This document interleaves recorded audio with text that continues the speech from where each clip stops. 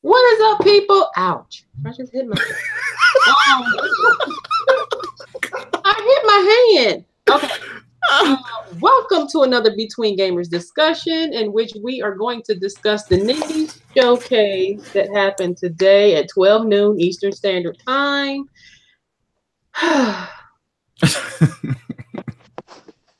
All right, Will, you can start us off. First, we're going to go ahead and have everyone introduce themselves, and then we'll get started. So we'll start with Dirty. What's up, Dirty? What's going on, Lynn? What's up, Will? What's up, YouTube people? Everybody listening, people that ain't listening.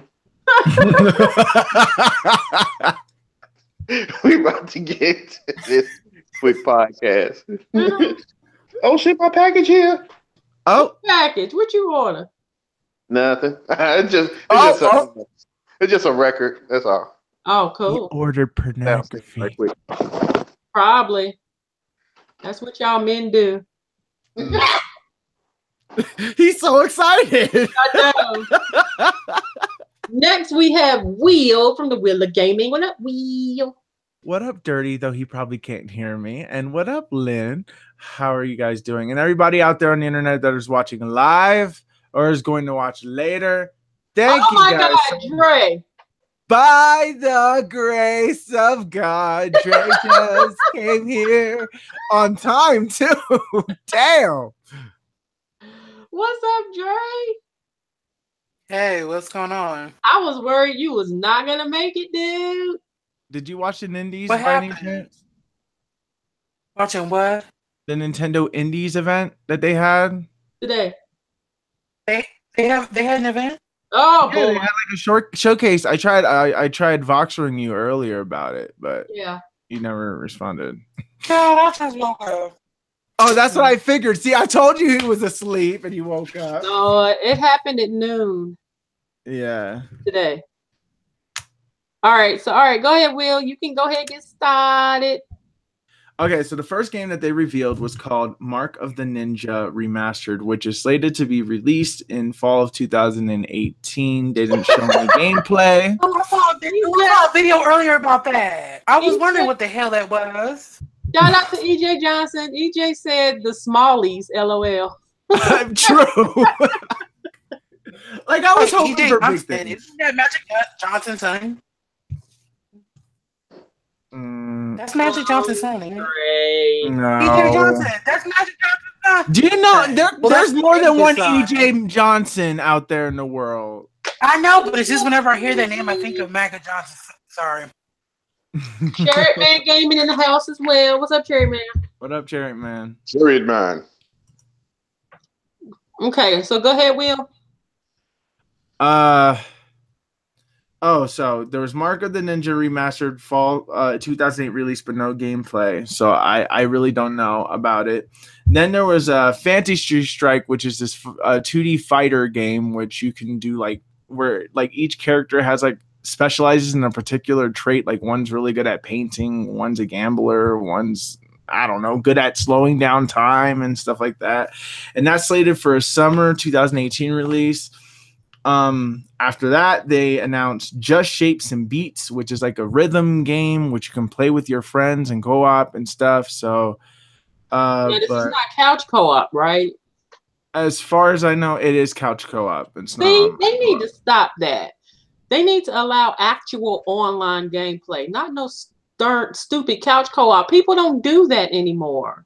Especially well, I mean, the reason why they're doing couch co-op and why they're focusing on it is because the Switch is a portable device and you can, play with two controllers with the Joy-Cons and stuff. That's beside the point, though. I mean, that's beside the point. I mean, if they're gonna be announcing an online service in September and you have no games to really play online for it to justify it, E3 better have a shit ton of games that are online that are going to make it worth to even upgrade to play with anybody. Yeah. Also, they need to discuss the chat features. Yes, I agree, but they didn't. They didn't. After that, they had this game called Garage, which was like a 1980s or is it a 90s 80s or 90s cheesy like scary movie type thing. Then there was a game called Pool Panic, which is a weird ass game where like the pool balls have personalities and you're playing pool, but you're in their world, and it's kind of like a weird cartoon thing. It makes no sense. I mean, I don't know, but that's slated for a summer release. And Garage is slated for a spring release, and Just Shapes and Beats is slated for a summer release. Then there's Bomb Chicken that came out after that, and that's slated for summer. Lumines Remastered, which is coming out in spring. That one is probably the only one that looks good. Yeah, that one definitely looks decent. Then there's Reigns, Kings and Queens. I really don't even remember this. Like, I just didn't give a shit at this point, so it got a spring release. Missed nothing. They ain't really show nothing. I'm like, okay. Then there was Lightfall. Lightfall reminds me of Celeste, which I love Celeste. So this one, it looks interesting to me. So it's coming out in spring.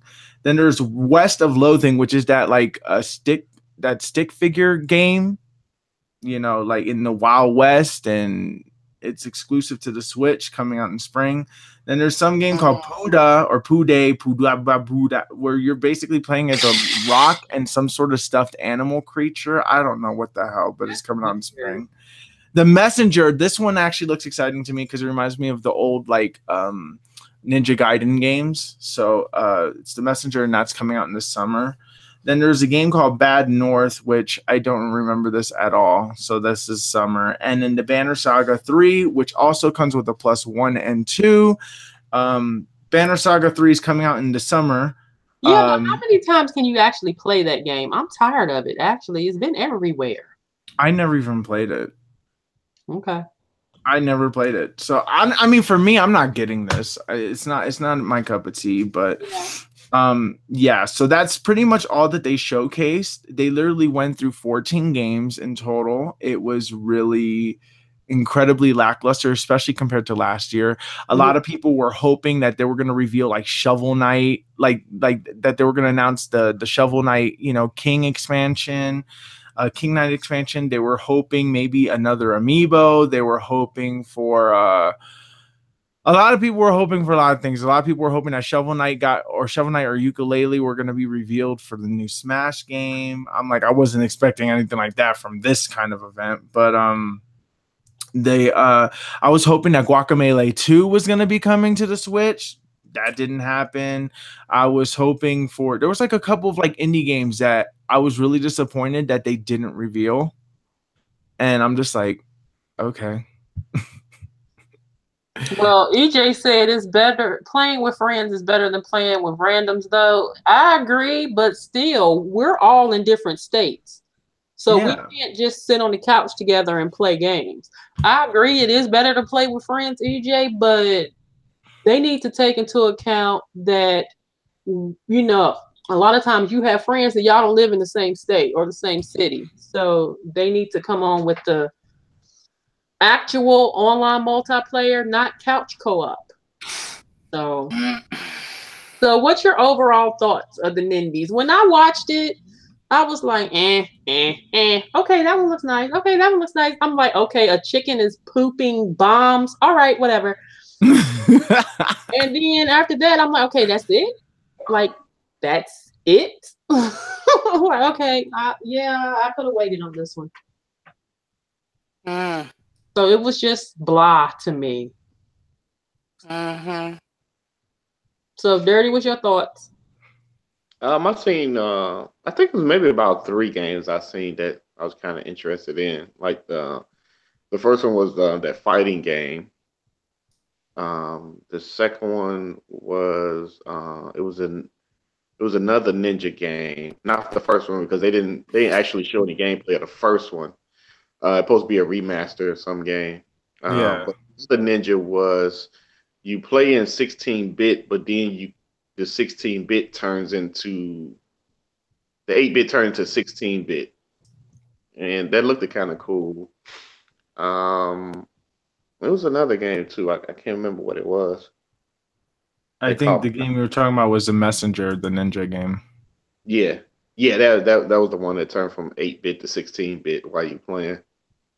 And it was one more. I can't remember what it was, but yeah, it was like two or three. That was it that I was kind of interested in. Other than that, yeah. Will, your thoughts? Personally, the entire showcase was very underwhelming. I thought that they could have announced way more in 22 minutes. You mean 11 minutes 42 seconds? But they said it was a 22-minute presentation. But They yeah, lied. it felt very short. It was terrible. It was I'm 11. like, wait, where's the other 11 minutes to this? But Yeah. no, so it was 11 minutes and it was pretty bad. Mark of the Ninja was a standout for me, though I wish I could have saw gameplay for it so that way I could understand. Fantasy Strike seemed like it was really cool for me. It seems like that would be an interesting game, but they didn't announce online play for it. So what good is me getting a fighting game if I can't play with anybody online? Lumines was probably the standout out of everything. I think that it was the one that I was like, oh yeah, this is something I really want to get. Lightfall, what really stood out to me, and The Messenger. Those were my personal favorites of the show. Honestly, I don't know. So if I could give this a score from like 1 out of 10, I give this like a three. Yeah. So, Dre, based off of what you heard, what do you think? Well, I just looked up the majority of this. Mm-hmm. Oh my God. This just looks like hashtag the struggle bus. They should be ashamed of themselves. The fact that they wanted to actually do a 22-minute presentation for half this crap. Well, it was only 11 minutes. I feel like Maxine Waters, I need to reclaim my time, because this is just utterly dreadful. Nintendo, y'all should be ashamed of yourselves. Be ashamed. EJ Quit said, it. Give this a 2. What did EJ say? He said, I give this a 2. Y'all are nice. Damn. It doesn't even deserve a rating. That's how bad it is. It doesn't even deserve a rating. A rating meant that there was actually something to actually watch. It was very disappointing. So, is there going to be another Direct anytime soon? As far as we know, the rumor is that sometime in April or May, we're going to be getting a Pokemon Direct, and then and I think that would be the last Direct that we get until E3. Okay.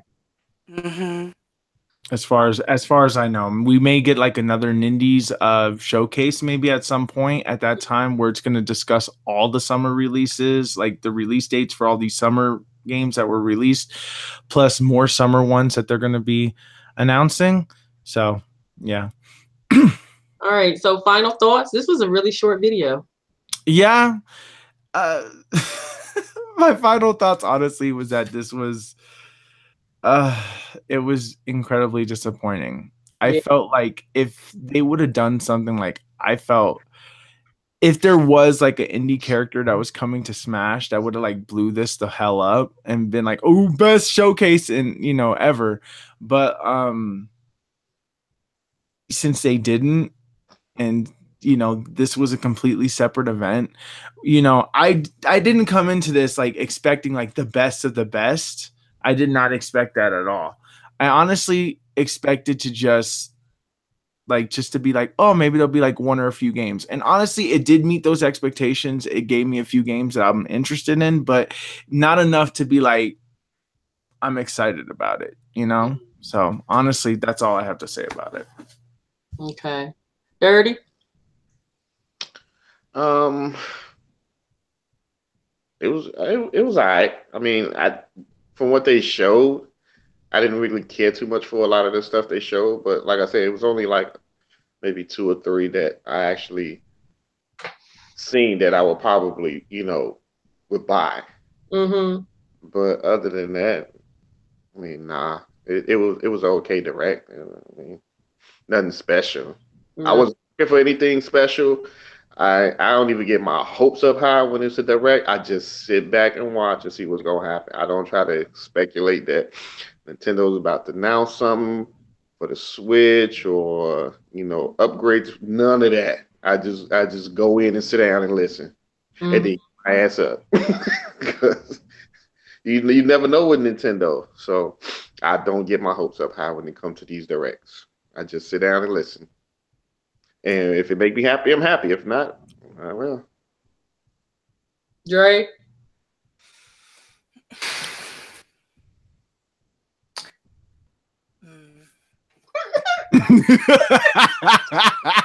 Oh, baby, he can't even come up with nothing to say. Like, I feel like y'all need to see my face.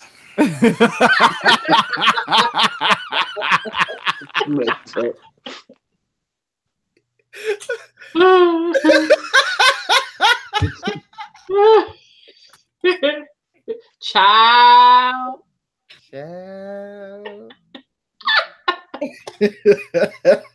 Dre is the best. Well, this was he said no. A short direct and a short podcast. I had a question. Okay.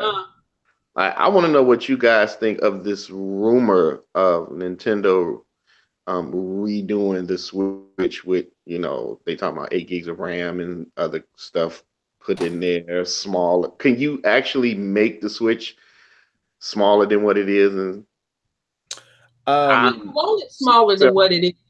I don't see myself playing a Switch with a smaller screen now. I'm happy with that size screen. Yeah, it don't seem like it'd be smaller right. than this. Smaller than this just defeats the purpose. Yeah, it wouldn't. It don't seem like it would be a right fit if it was smaller. This just barely fits like my size hands. Anything smaller would just make it where I couldn't play it. I mean, but you did play a 3DS before, and that was pretty tiny compared to that. So I know. Yeah, but after playing the Switch, if they made it smaller, then I think it would be along the lines of what people were saying with the different colored switches with and the Joy-Con don't detach. It's just like basically like a Vita. Yeah. So I mean, kind of like what they did with the GBA Mini bullshit that they did a long time ago. But if they make it smaller, it would have to be that because I'm sure they wouldn't have smaller Joy-Con because to me the Joy-Con are too small as is. You have to have peripherals to put the Joy-Con in to play. I mean, even for me, I mean, I have long fingers, but I can't sit and play with the naked Joy-Con because it's so small. I need to stick it in, a peripheral or something to give me that added girth, I guess, to be able to. I have man hands, so this don't work for me. Yeah, so to me, it don't seem like it'd be a good idea to have a smaller Switch, and if they're already in production of making another Switch with double RAM and all these other upgrades, y'all see these hands? I don't know how I feel about that either. These are man hands. These is the majority of your consumers have these kind of hands. Okay? Not these little teeny tiny hands. No, these hands. Man hands. Make them to where we as men can actually use them. I don't want it smaller. Screw that. I don't know. Because to be honest, I'm not in the market of buying another Switch. They can keep it. I think if this is a rumor, they don't have. I don't see them making it smaller, especially with the screen. I mean, if they was going to revision the Switch and sell it, I would say sell it as the screen only. So if I want to upgrade to that one, only thing I'm buying is the screen. The tablet. The tablet. I could still connect my Joy-Cons to it. Now that I could see, because that offsets the cost. And it'll still be able to fit in the same dock. I don't want to have to buy anything else except that tablet. That's it. Nintendo should not have us, buying extra, making the price go up by adding Joy-Cons. Look, if people want to upgrade to the first one, to the second one, and they didn't get the first one, then make them buy Joy-Cons, or make it a bundle where you can get the dock, you know, the Joy-Cons and the HDMI cable and all that. But for the people that's just upgrading, it should be just a tablet sale only and nothing else.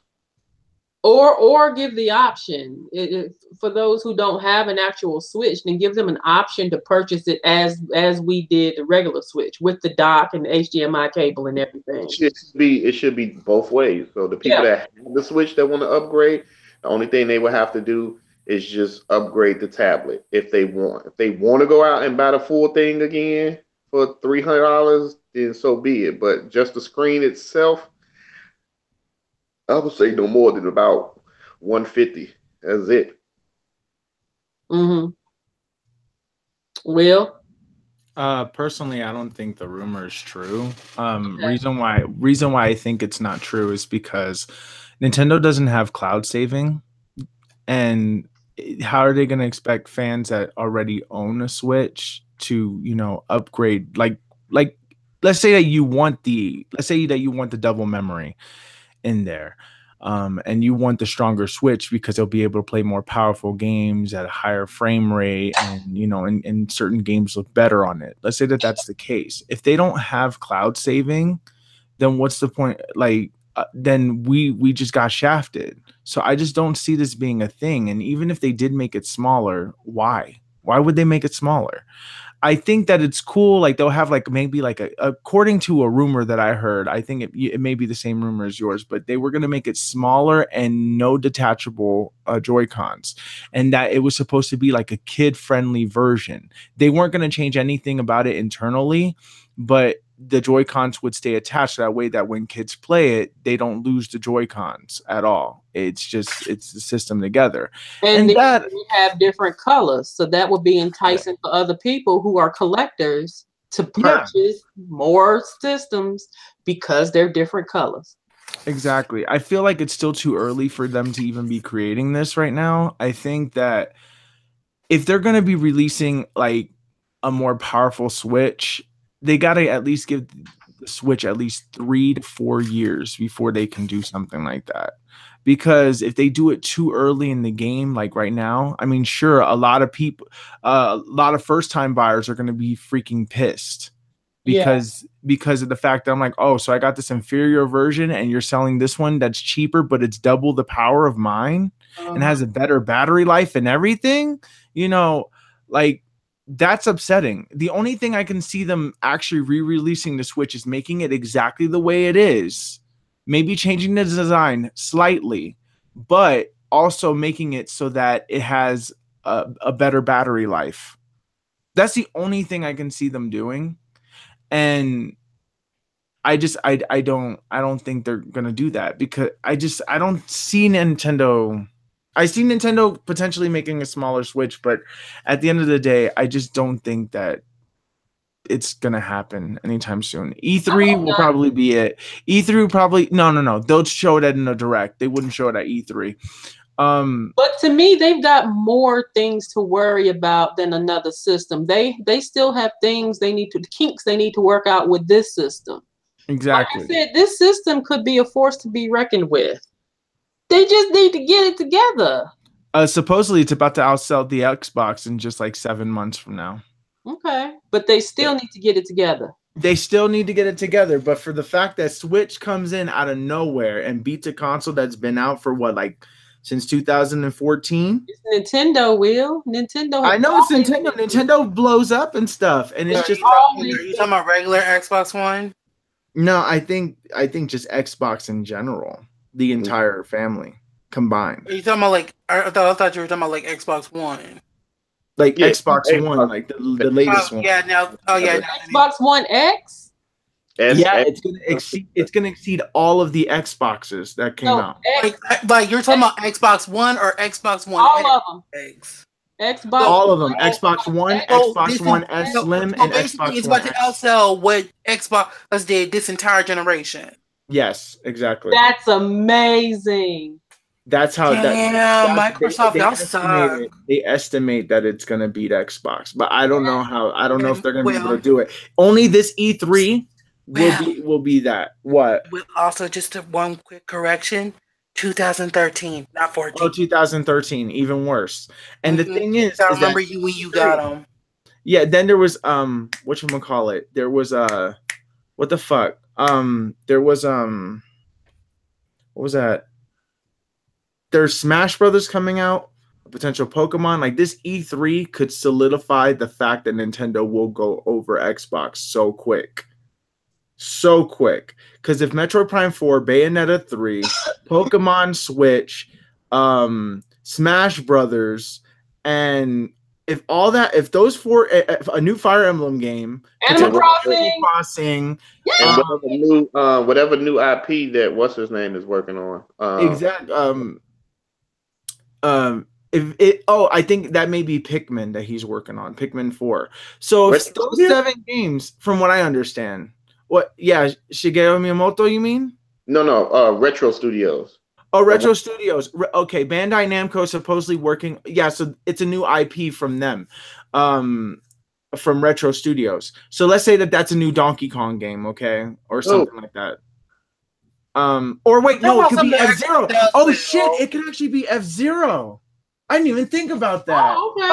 I was like, Will, choose a game that actually sells, not Donkey Kong. Actually, yeah, I was actually thinking, yeah, F-Zero would actually make sense, but maybe it's a brand new IP completely. But anyway, so we got 8 games already. So if those 8 games are slated to come out and the Yoshi game, that's 9. So if you have those 9 games and they're going to be released within the course of the rest of this year to early next year, Nintendo literally beat Xbox. Literally destroys them. And if all of them score high ratings, Nintendo annihilated Xbox. And but I will say this though, right now though, is next month troll videos already. Next month, they announce Pokemon for the Switch, the new generation 8. Xbox, y'all can hang it up. Oh my god! Even PlayStation at that point. Don't underestimate the power of freaking. Don't underestimate the power of Pokemon. Don't underestimate it, because this is going to be a first time. I'm like the fact that they're literally now about to beat Xbox. I'm like, y'all know what I think they should do when they come out with Pokemon. What? They should come out with a Switch, right? With a Switch with special Joy-Con.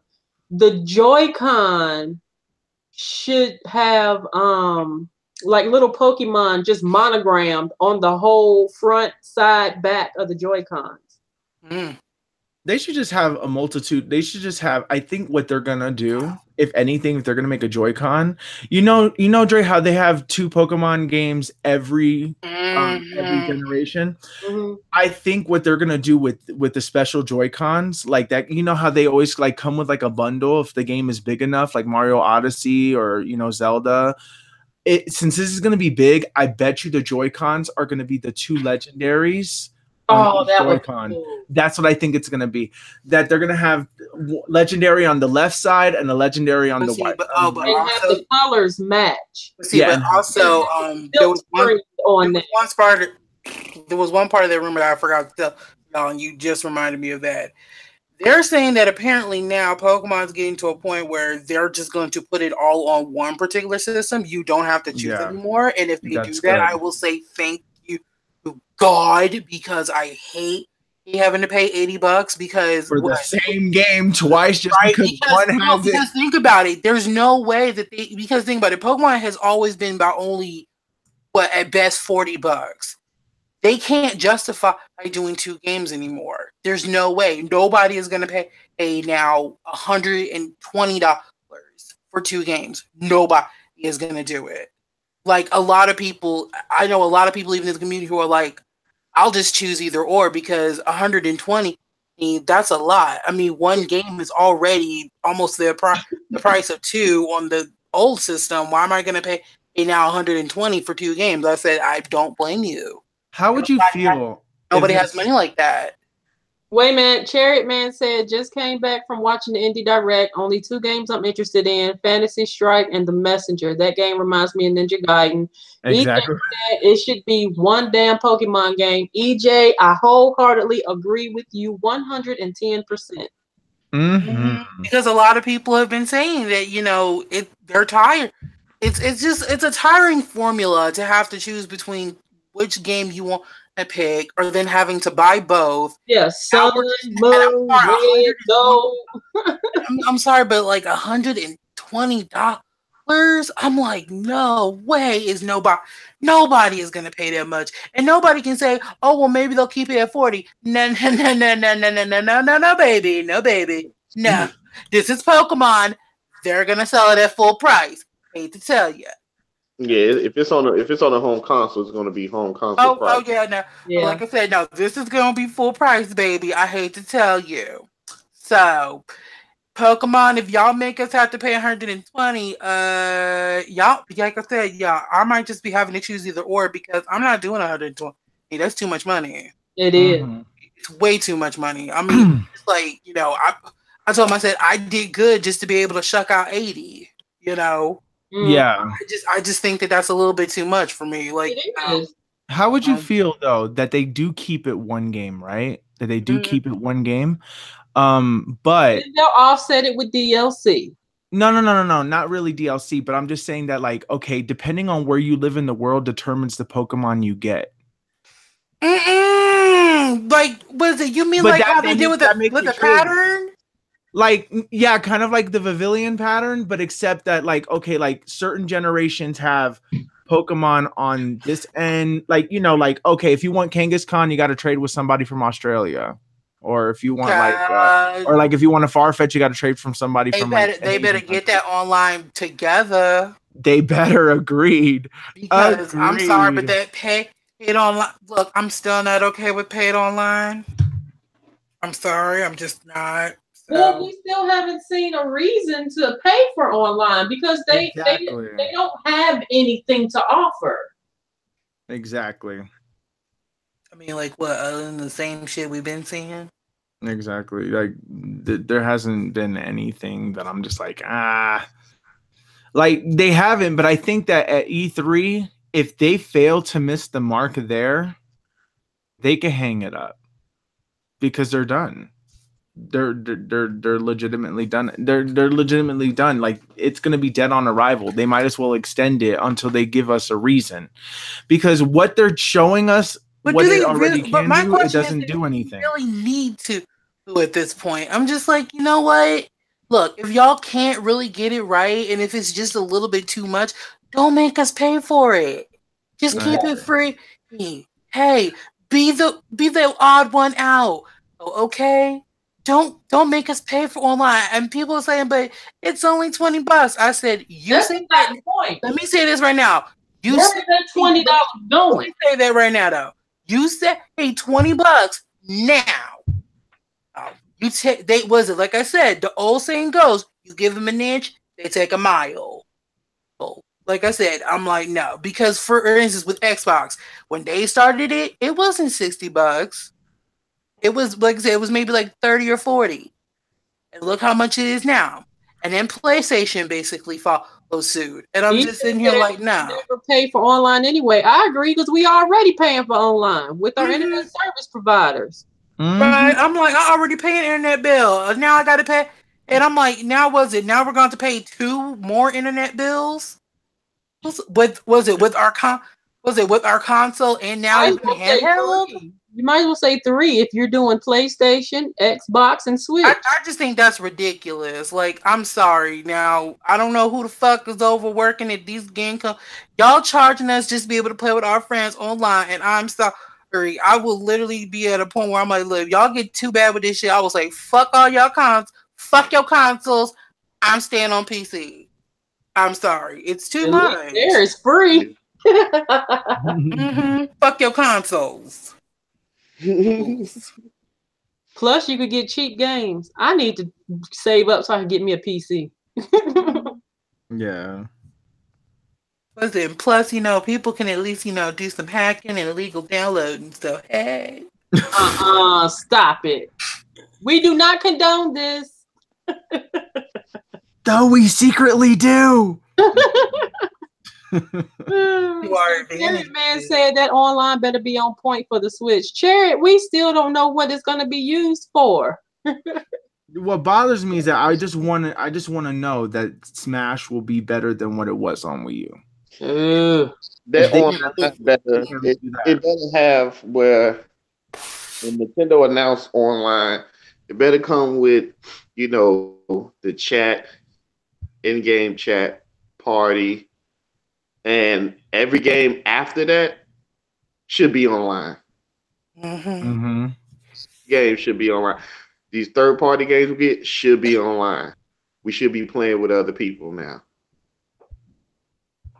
And for me to pay $25 a year, that's what I want. I want to be able to talk, not just random people, but my friends. I want to be able to be playing, I'm playing Mario plus Rabbids and Will is playing Rocket League, but we still chatting with each other. Yeah. I don't want that chat. We all got to be in the same game, in the same lobby. No. Yeah. I don't do it like how the big boys are doing it. Or Microsoft and Sony is doing it. It can't be that damn hard. It can't be. It can't be. No. It better not be. We can't have it be. This is ridiculous. It's not, because when I look at when the PlayStation 3 came out, PlayStation did not have any voice chat. They didn't. Sony did an update and implemented that into the system. Maybe a year or two? Probably 2 years after the launch of the PS3. PS3 did not come with it at all. You couldn't chat with nobody, and the only reason why they couldn't get what was it they didn't get with the chat party chat, it was something else they couldn't get because they did not have enough RAM to do it. That was the only reason. The Switch has more than enough RAM than the Wii U, and hell, the PS3 and 360, it got more RAM. So I don't see why they can't do it.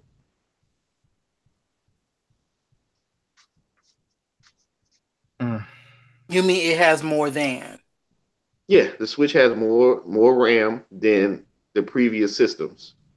Okay, because the way you said it, you were saying that they have more RAM than the Switch, and I'm just like, but wait, don't you mean that the Switch has more?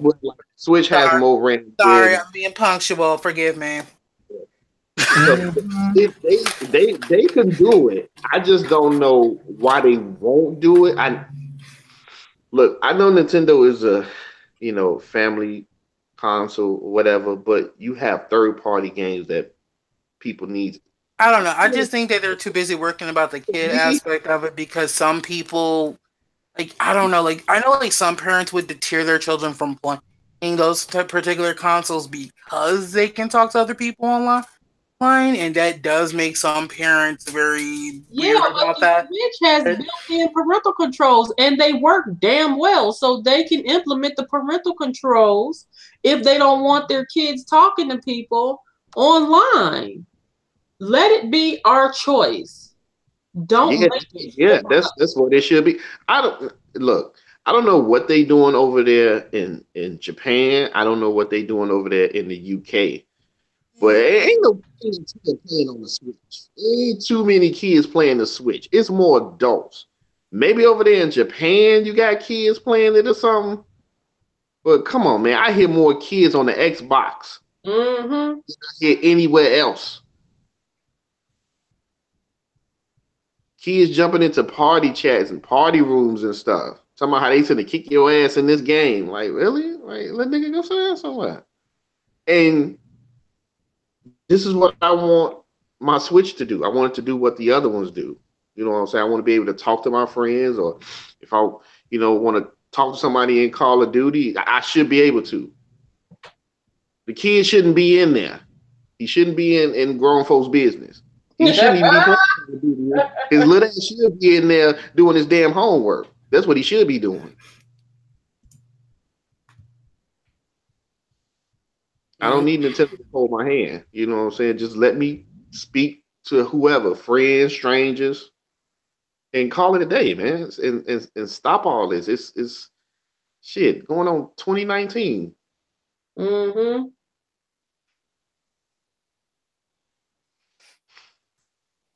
But I was listening to a podcast, I think the other night, and they was talking about, Microsoft and how the 360, dominated last generation, and they want to know what happened.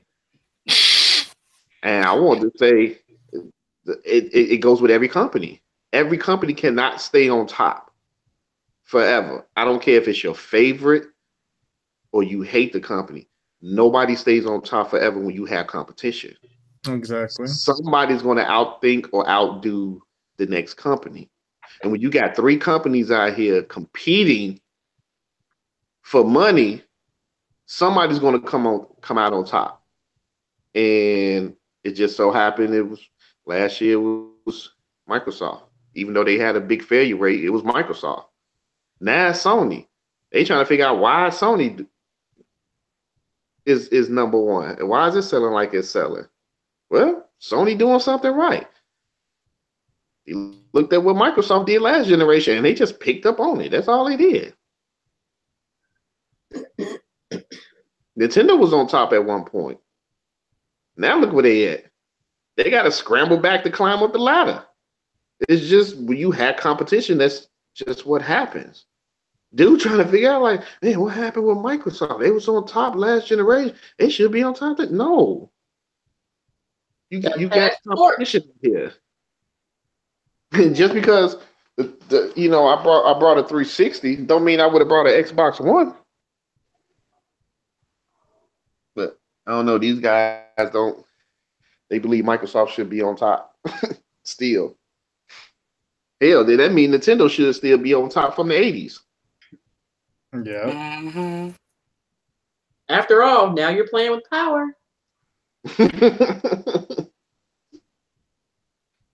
They just sound like, Xbox fanboys. In my opinion. The Xbox, even though I got all three consoles, the Xbox is the one I play on more. That's where your friends are. Well, online that I play with online. The PS4, I have friends on there, but I don't really have anything online that I play with on the PlayStation. But see, so but I can tell you what the problem is really, though, and it's just like, I'm surprised they did not call it out. They have nothing exclusive to the system. It's like anything you can play on the Xbox, you can play on the PlayStation. And when you basically, if you're like a first-time buyer, you like which console are you going to go with? Xbox, where hey, like was it? Hey, they have the same games, but at the same time, and you have that, but then you have the PlayStation where I'm sorry, like if you can literally go into a normal GameStop and see the selection of games. There are way more for PlayStation than there is Xbox, and that's just then. And I'm sorry to say it. When you see like games that have exclusives, things to like a variety, and I'm sorry, I will continue to say, hey, they do not have variety, and that will be their ultimate downfall because they do not. They have, in my opinion, they rarely ever have. And like I said, that is what's going to be their downfall. Yeah, I mean the Xbox do need variety. That the guy in the podcast can say, yeah, they keep saying it don't got games. It do got games. Yeah, third party games. Everybody keep talking about first party games. You keep bringing up Sea of Thieves. That's fine. You bringing up Crackdown. We ain't seen that in 3 years, but that's fine. We know it's not. That game was it. Shoot, Crackdown 3 ain't coming. You know what I'm saying? It's like and then you basically canceled the one game that actually made some people who were on PlayStation side basically say, well, fuck it. I'm telling you, nobody was going to buy that Scalebound. I'm telling you right now, nobody. I was going to buy Scalebound. No, I'm talking about the Xbox community, the fanboys. Oh, the fanboys weren't going to buy it. That belonged on Sony. That was a game to at least entice the Sony ponies. That game was just going to sit on the shelf. It would have probably sold. It wouldn't even reach the million. You really think so? Yeah. Well, you have to look at the type of people who. No, I understand, but I feel like eventually, because of the fact of the lack of exclusivity of the game, and I felt like that would have potentially actually sold because of how desperate people were. Well, when you look at, I started to realize when I look at not the fans of Microsoft, the fanboys. Them people will find an excuse not to buy a game. When I take, for instance, Quantum Break, they always talk about they want adult graphics, realistic graphics. The game came out. The game looked beautiful. They say it's 900p, and then some scenes and areas it go down to 720p. My eyes don't see it on this big ass 55-inch TV I'm playing on. I just don't see it. That game is beautiful. I'm like, man, it really looks good. And I played through the game, beat it, and I'm playing through it again, and it still looks good. But all these fanboys that was talking about the Quantum Break, oh yeah, when it come out, the game, and then when they finally seen how the graphics look, they found they talked their way out of not buying it. And that was going to be the same thing with Scalebound. Scalebound, you fighting some big ass monsters, and I guarantee you right now, if you go look at the sales for Monster Hunter that look realistic now and not cartoony, it ain't even reached 100. It probably ain't even reached 500,000 on the Xbox One. I bet you. Monster Hunter. Yeah. That Monster Hunter that just came out that looked realistic, just like Scalebound. I bet you ain't even reached 500,000 sold on the Xbox One. Let's see. Let me actually look that up real quick and see how much. Let's see. How many? Chariot Man asks, what do you guys think about Attack on Titan 2? I didn't play the first one. I like the anime. I never played it. It looked interesting, but I never got around to get in the game to really play it. I just seen gameplay, on the internet. That was it. Tiger King said Monster Hunter World sold well on Xbox. But how well though? Shout out to Tiger King. He said it was #1 outselling PUBG. Did it sell over 1 million? It sold over 5. It sold 5 million. No, Monster Hunter World has been updated to 7.5 million copies in a little over 5 weeks, making it Capcom's most highest selling game ever. And the PC version's not even out yet. So it says that most of the sales obviously went to the PS4 over Xbox, though, but it doesn't say how much. It doesn't say how much, but there are people that bought it on Xbox. I did. That's good. But by the looks of it, yeah, the majority of people got it on PlayStation, and then the PC version's going to be coming out, so it's going to even get even more. It says after one weekend, according to this is after one weekend, Monster Hunter World has already the most successful Monster Hunter title of all time, and it's not even out yet on PC. Capcom announced today that the game has shipped 5 million copies worldwide, including digital download sales across PS4 and Xbox One. Do note that those copies shipped, including this is back from January 29th. And it says haven't sold yet. Even with that caveat in mind, it puts World ahead of numbers for previous top platformers in this series, or performers in the series, including Monster Hunter Freedom 3 with 4.9 million units sold, and Monster Hunter X with 4.3 million sold. So now it literally got 7.5 million, which is the biggest ever. So I think Xbox did sell at least 1 million of that. Could say goes to Xbox. 1 million, 2 million probably went to Xbox. But the majority is PlayStation. Nice. Well, no, I'm just saying that there's a lot of people. Like, look, I'm going to tell you this right now. When it comes to games, especially games to play with your friends, regardless of what it looks like, I understand that there's an audience that they like shooting and sports games only. And I understand that the majority of those fans are on the Xbox for that reason. And that's fine, because I understand why Xbox is popular. There's a lot of people who work and do things and they don't have time to play games, so they stick with one game and they stick with the console that has the best online because that's the game that they play.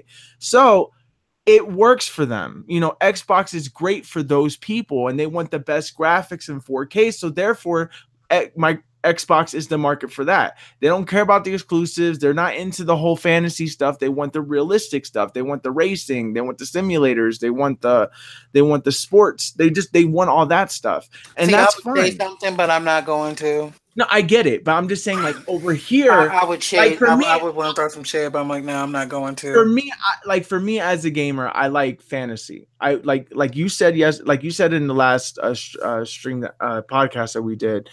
You said that you want your games to be fantasy. You want it to be far away from reality as possible. Because what's the point if you can go outside and just play football? You can join the army and actually shoot a gun in the military if you want, you know, or something like that. But like, there is a fantasy aspect even to the realistic games. But the thing that bothers me is that, you know, that people are just being so hateful, you know, and I feel like nobody should be hateful, you know, to anybody in any way, shape, or form of gaming. But the fact is that I think that there are still a lot of people, like, for example, let's say that the majority of people who own an Xbox also own a PlayStation 4 and they own a Switch, or that they own both PlayStation 4 and Xbox One, right? Okay, I believe. Wait a minute, I'm gonna interject a little bit. Let's see. Tiger King says Scalebound will be coming back. And he says some of them do will, not all of them. You have both. So the goal is to please both sides as best you can. Yeah. But what I'm trying to get at is that I'm just saying that, look, the majority of like hardcore gamers own everything. So the thing is that I'm the reason why I'm giving Monster Hunter more than 500,000, why I'm even letting it hit 1 million or 2 million, maybe even 3 million. Stop being nice. Let me tell you why. Because Xbox has a better online system than Sony does. And therefore, more people would rather feel comfortable playing on an Xbox because all their friends are there. And Xbox. But you said the majority though. If it's 5 million, and that basically 7.5 million. 7.5. So was it? Oh yeah, no, they can basically have three. They can have 3 million. Yeah.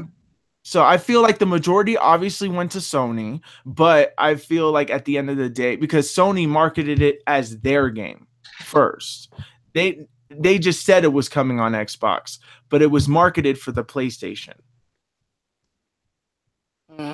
So yeah. Well, I just want Microsoft to get back on board with their first party games. They need to hire more companies is what they need to do. That's like their number one thing. They need to invest their money and invest it on first party companies. So that way that we're not waiting until E3 to hear any new information, because that's what it's been. At least Sony has been dropping things little here or there. Nintendo has a Nintendo Direct. Nobody's talking about the Xbox except for at E3, and then it gets overshadowed by one of the other two companies. That's the problem with Xbox. Xbox may have commercials on TV or something like that, but at the end of the day, commercials Xbox has. Well, I'm just saying, maybe it does, because the last one I saw was the Xbox One X commercial. But I have not seen. There's no games. I've not seen a commercial in mine. There's no games. Nintendo, on the yes, Xbox. I've seen a Nintendo commercial. Hell, I've seen a PlayStation commercial. I have yet to see one as of I would say the last month. I have not seen in an Xbox commercial. Honestly, I feel like and I'm talking about, I watch the channels that would be perfect to market that stuff. No, I know. But I'm just saying that I think that the slogan "Greatness awaits" should really belong to Xbox because they're still waiting for it. I mean, it's a great system. Greatness will never come. Sorry. The point is having a powerful console that's only going to give you the sequels to the games you already have. I mean, what's the point of having a powerful console if you can't even basically have a variety of games in your library to actually showcase the power of the console? Well, Tiger King said Phil Spencer has more money for Xbox now. They have been investing. You just don't know about the new studios that may have been bought. No, you're right. You're absolutely right. And I think that they did invest, because I think I read an article where they are investing. I just don't think that we're going to see anything from Microsoft. It's literally going to be a Wii U show. Even worse actually than a Wii U show, because at least Nintendo was giving exclusives, even if it was like maybe once every 4 months. At least they were doing that. Microsoft is barely giving us 1 or 2.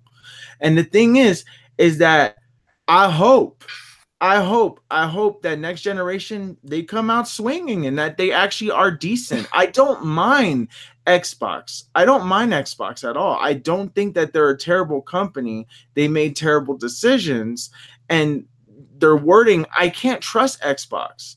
I didn't get an Xbox One X because they have yet to prove to me for a reason to own an Xbox One X.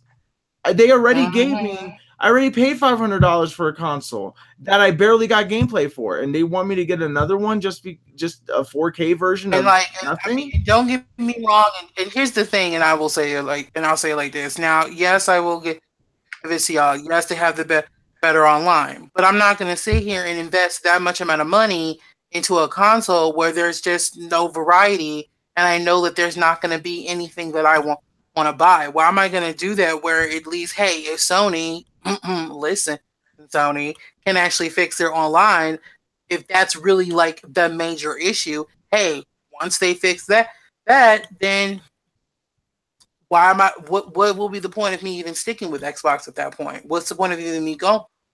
Like that's what I'm saying. That's why I've never been on their side, because of the fact that they are not showing me anything for me. You are catering to. Okay, I'm not going to say that word either. I'm really trying to basically be nice to these Xbox boys, but I really can't. But they're targeting towards a specific market, and I'm just like, they have never really shown anything that to entice someone like me. And I'm sorry, they haven't. And I'm like, you can't live off of shooters and sports games, which aren't really games, but still, you can't live off of that forever. They're not. Don't miss me with that whole isn't that? No, the fuck it ain't. No, the fuck it ain't. Okay. Hey, miss me with that whole bullshit about. That's like sitting there saying like video games based off a TV show. Those are games like the Space Jam game or the Mighty Morphin Power Rangers games. That's where I put all y'all sports games. I said it. Oh shit. Okay. Well, I still like my sports games, so no. I feel like this of me buying day one the Xbox One X and coming from the vanilla. I think Microsoft should have had something in the works or ready for the launch. To me, I don't even think the S should have came out. I don't think Xbox should have ever came out. Period. I mean, I'm just saying. I don't think the S should have came out if they knew they was going to be doing the Scorpio X or whatever. That's what they should have been focused on. Whatever, PlayStation had with the Pro, let it come out, let it be, and let people know about the X. And what Microsoft should have been doing, they should have been making an exclusive game, or they should have been giving us a sequel to, say, Rise, Son of Rome. That game still to this day looks good on the Xbox. Now, if they would have did a part 2 to that game and using the full potential of the Xbox One X to show people, okay, Here's that 6 teraflops we keep blabbling about. Here's that 4K we keep blabbling about, and the HDR that goes with it. This is what you're going to get from the Xbox One X. These are how our games are going to look from Microsoft. I know third party can't do it unless it's going to be exclusive because they want to keep both games on both consoles looking similar and running the same. But if it was Microsoft, that's what they should have been doing. They should have had a game ready to launch with the Xbox One X. They already knew that they was going to have this system in store, but they decided, oh, let's put the S out and say, hey, there's a 4K and blah blah skippy, and then we're gonna turn around and say, hey, there's an X coming with 6 teraflops, and everybody's excited. But yeah, everybody's excited, but you didn't put a game out there to keep us excited. You don't have no more exclusives. You could have put any game on the hell. You could have put you could have had anything ready, some type of game. I don't care if it was a flop game, something to show the power of the Xbox One X from Microsoft, from first party. Well, they technically did with Lucky Supertail. Let me interject for a little bit. Tiger King made a comment to both Dre and Dirty. So Tiger King said, well, Dre, they won't have the same number of Japanese games as Sony or Nintendo since they are not a Japanese company and are not well received in Japan compared to Sony and Nintendo. Yeah. Then he said to Dirty, Dirty Crackdown 3 was that game for the X, but they were adding on to the multiplayer for it. They wanted to add more content for it because once you destroy everything, what else is there to do? You know what? I believe that was going to be, when I first seen the game and they were saying that all is destructive and everything, I was like, okay, that's cool. But when we stopped seeing it, I knew it wasn't going to be for the original Xbox One. I'm like, they have to move that game. And what they talking about, they want this game to do, the Xbox just couldn't do it. So what they should have did was, instead of canceling Scalebound and canceling what's that other game they got that they canceled? See, I don't even remember. Xbox in general. Fable. Oh yeah, Fable. Yeah, they canceled Fable. So they should have said Fable. Right. What they should have said, okay, they canceled. Like I said, they canceled the 2 games, and I'm like, well, damn, y'all literally canceled the 2 games that actually would have made me want to think about buying your system. Xbox, you're canceled. Go home. They should have had Fable and they should have had Scalebound ready for the Xbox One X. What they trying to do with Crackdown 3, it's gonna take time for that, because you want everything to be destructive. When you blow up a building, I don't want to see it blown up or crumble the same way twice. You want it different. You want to see it fall in a different way. You want to see it crumble in a different way. You want to see it hanging on a thread by a different way before it falls. When I blow up the top of the building, I don't want to see each building crumble the same way. So yeah, that's going to be hard. That's work they have to go in, and physics and stuff they have to do. So they should have kept Scalebound and just moved it over to the Xbox One X. And they should have moved Fable to the Xbox One X just to show the power of the X, because right now they don't have nothing to show for the Xbox One X. I think that honestly, right now, Dirty, like, it's going to be I think that the Xbox One got one more year left. And Xbox may reveal an exclusive or 2. One more year? Hold on. They're going to be revealing the next Xbox, like, the year after next year. I have a 2019? Yeah, 2019. They're gonna be revealing the next console. We may get like 1, maybe 2 exclusives out of that, because I think they're just gonna hold on to their big titles, like the next Halo. They said we're gonna just save that for the next Xbox.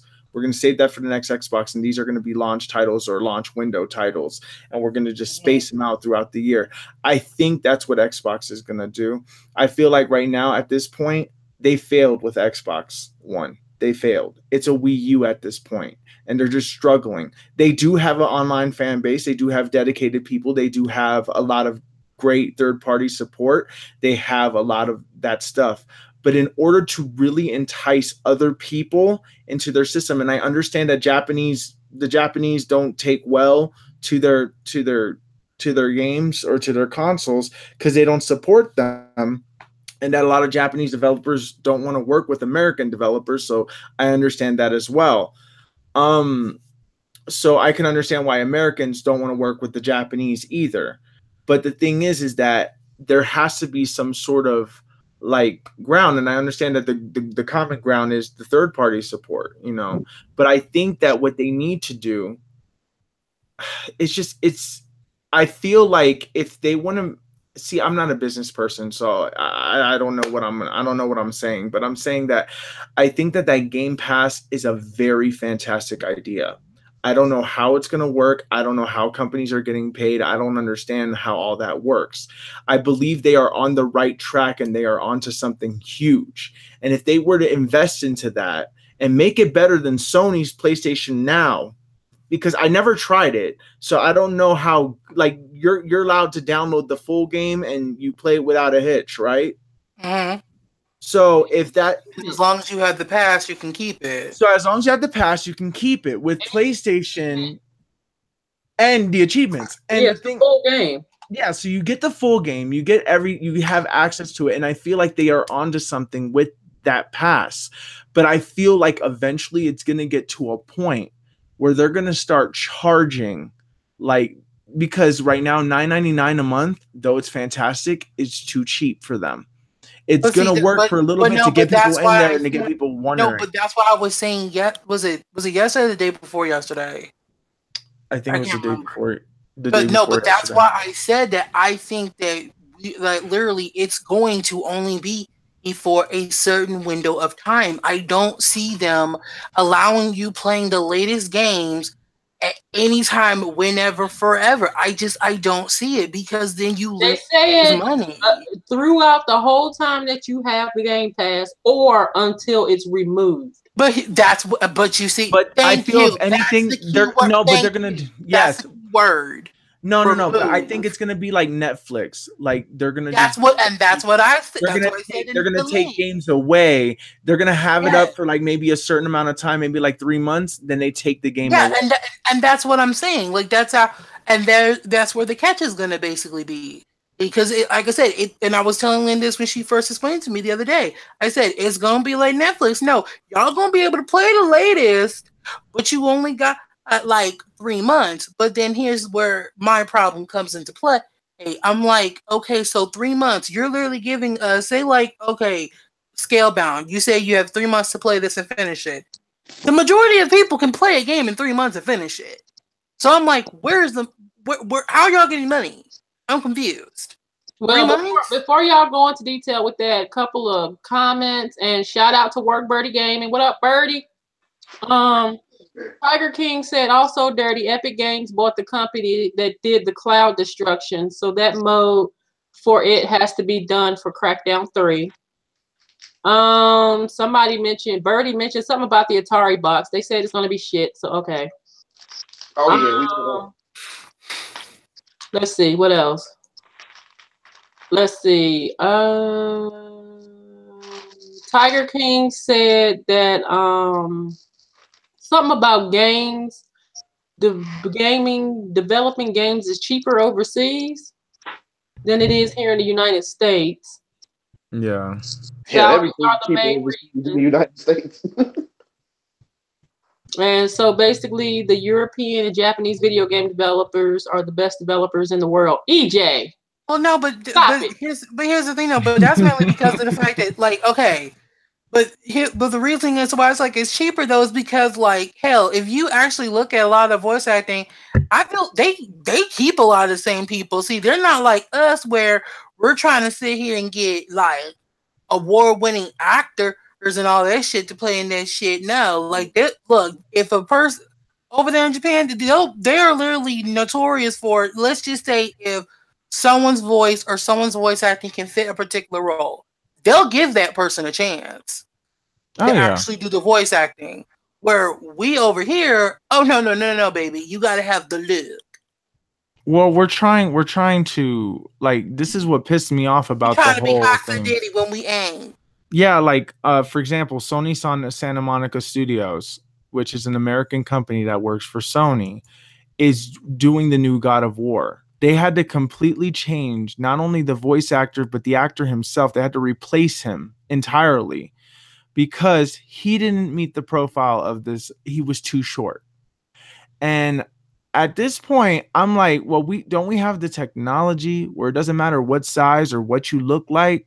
Because Nathan Drake, like Nathan Drake, for example, right? He in the face, he looks like him, but body-wise does not look anything like him. You know? And you were able to do that. And Sully was completely different to the actor. So this is a Sony company, Naughty Dog.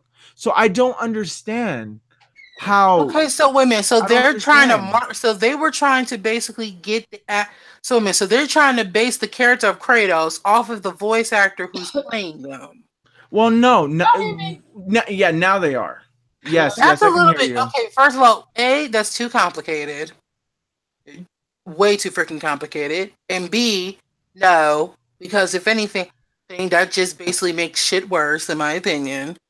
And C, like I said, stop it. I don't like this whole we're gonna base them off of the characters that they're playing. I'm like, then that just makes that's just stupid. Really? That's just stupid. They should have kept the guy that did Kratos' voice, just like they should have Solid Snake for Metal Gear 5. They went with some other dude and Kiefer Sutherland. Yeah, Kiefer Sutherland, and he rarely talked in 5. So I'm like, you knew you messed up, so you gave him less dialogue because he just didn't sound right.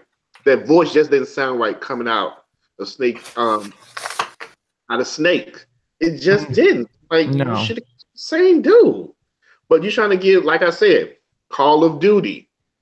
Them Call of Duty games should not cost the developers that much to make. Everybody's like, no, because they trying to do action pack and explode. No, they don't have nothing. No, not with those graphics. They would just stop trying to use these actors that played in movies. I don't need to see movies. Yeah, I don't need to see their face. I see their face on the big screen every day on TV or when I go to the movies. Give these other people a chance that's trying to get into the, in the industry.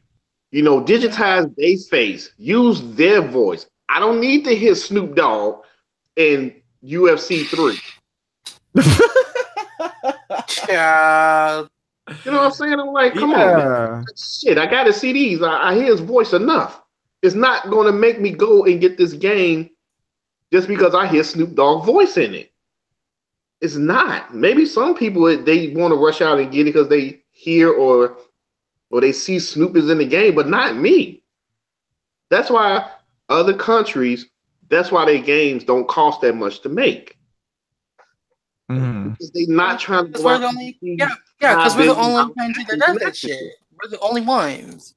And I never understood it. Like, why are we literally trying to use like award-winning actors in order to sell video games? Like, you're basically then trying to because it then seems like, well, are you trying to then market to a particular type of person who may not play video games? Because if they don't play video games before, why do you think they're going to play it now? Oh. You see what I'm saying? Like, who cares if, like, I don't know, freaking who's an A-list actor?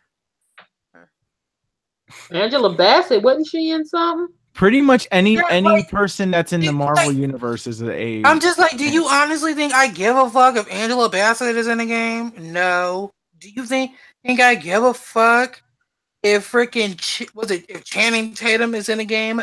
No. Do you think I give a flying fuck if Meryl Streep is in a game? No. Oh, okay. That's why we have movies, people. Okay, I want games, not movies. Like, Seriously, get it together. I'm sorry, I'm just coming across as such a bitter hating bitch. It's okay. You're a bitter hating bitch, and we love you for it. No, but it's just I'm so tired of the whole like, oh, we got to get all these A-list act. I'm just like, yeah, they want to up the price mean, of video games and throw microtransactions into games. Some That's of these, why I was saying a long time ago, they need to find ways to cut costs. Stop throwing these extravagant extravaganzas with shit carved out of ice, and y'all having wet bars and all kinds of stuff like that. I know, right? Play a shit ton of shit when you can spend that money to go towards your production. exactly. Like, why spend $20 million on a voice actor, on a Hollywood A-rank voice actor, because you think it's going to sell your game titles so much when you could invest that much more and in advertising or something on your good game and get yourself a decent actor. And even Hollywood actors freaking do it. Like the Hollywood actors, a lot of them don't even know how to voice act. You need voice actors. You don't need actors who are doing voice. The thing is that I don't care. Like, the reason why Naughty Dog is so good with their games is because they use those epic, people that they were actors and they did small roles, but they really excelled in video games and did a shit ton of voices. And Sony is making a crap ton of exclusives and using the same actors in all the games. But the thing is that now it's like with Final Fantasy, I remember that like Tara Strong, she's one of the strongest voice actors like in the history